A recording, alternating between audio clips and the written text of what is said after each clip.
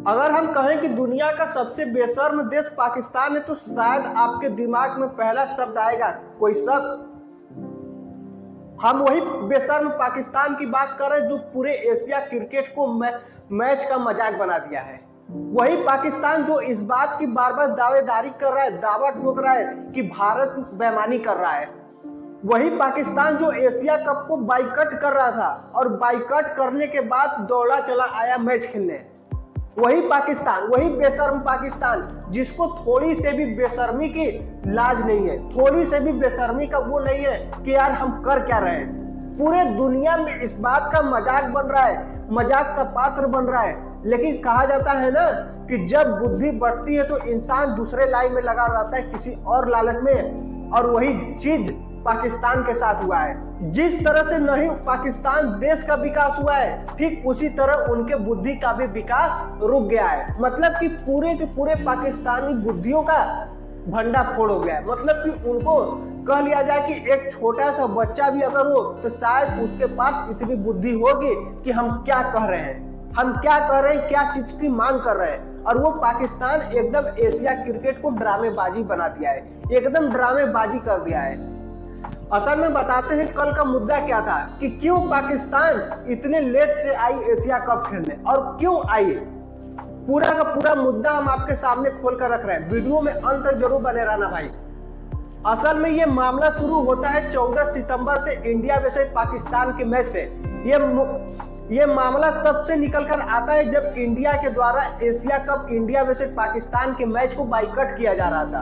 और वही बाइकआउट के बाद जब इंडिया पाकिस्तान का मैच फाइनली तौर से पूरी तरह से क्लियर हो गया कि अब इंडिया और पाकिस्तान का मैच होगा, और उस मैच में इंडिया के प्लेयर इस बात को डिसाइड किए कि हम पाकिस्तान से एक मैच के तौर पर खेलेंगे, न कि उनसे हाथ मिलाएंगे, न ही हैंडशेक करेंगे। और उसी वक्त से ये मामला पूरी तरह से उठ चुका है और पाकिस्तान को इस बात की पूरी तरह से अपने आप को बेइज्जती फील हो रहा है, और इतना जबरदस्त बेइज्जती फील हो रहा है। मतलब कि अगर कह दिया जाए कि पाकिस्तान के हर एक नागरिक को, मतलब कि जितनी उनकी आवाम है, हर एक नागरिक को बेइज्जती फील हो रहा है, पूरे की पूरी पाकिस्तान को, चाहे वो छोटे लेवल पर हो चाहे वो बड़े लेवल पर हो, और सब के सब बाहर निकल चुके हैं। और उसी वक्त से ये मामला पूरी तरह से बाहर आ गया है। और इन लोगों का कहना है कि भारत हाथ क्यों नहीं मिलाया, भारत हैंडशेक क्यों किया, भारत हैंडशेक क्यों नहीं किया।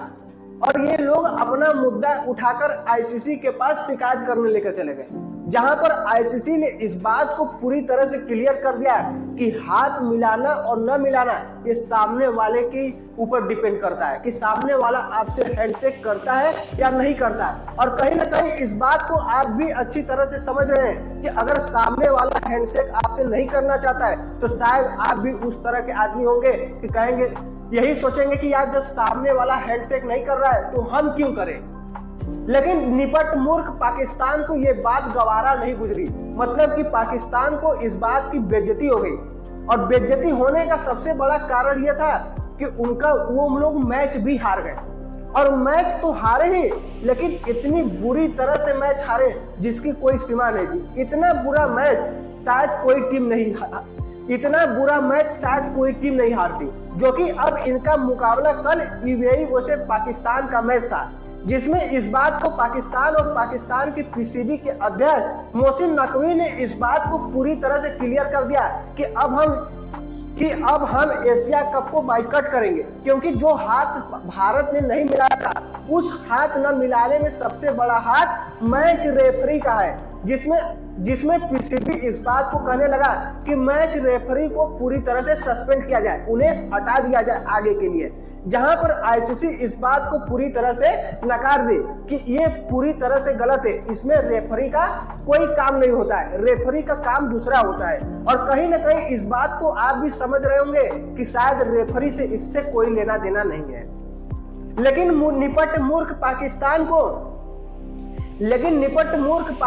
को ये बात पच ही नहीं रहा है, और पाकिस्तान इस बात को तुल गया कि भैया जब तक मैच रेफरी हटेंगे नहीं तब तक पाकिस्तान यूएई से मैच नहीं खेलेगा और बाइकआउट करेगा। और रात को 8 बजे मैच स्टार्ट होना था, जहां पर पूरी तरह से यूएई की टीम ग्राउंड पहुंच चुकी थी, स्टेडियम पहुंच चुकी थी, लेकिन वहां पर होटल से पाकिस्तानी लोग नहीं निकले। वहां पर इन लोग अपने पीसीबी अध्यक्ष मोहसिन नकवी का इंतजार कर रहे थे, उनके फोन का, कि जैसे कॉल आएगा उस हिसाब से निर्णय लिया जाएगा। ये मैच डिले इतना ज्यादा हो गया, मतलब कि 1 घंटा डिले हो गया। ये मतलब कि इंटरनेशनल लेवल की मैच की कोई इज्जत ही नहीं, मतलब कि जैसे कोई गली का मैच हो रहा हो उस तरह की हरकतें ये लोग करने लगे।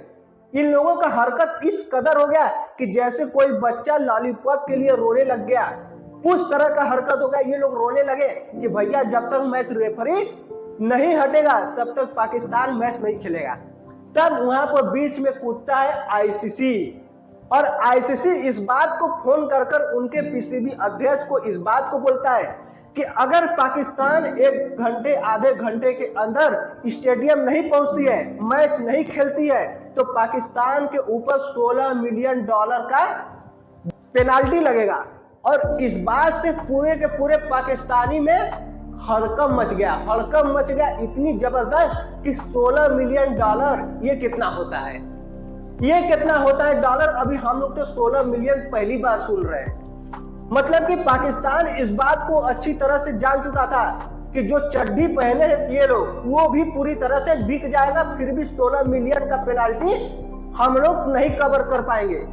भले ही अगर पाकिस्तान अपने देश को भी बेचने पर उतुल जाए तो शायद उनके देश को भी उतनी रकम न मिल पाए, क्योंकि पहले से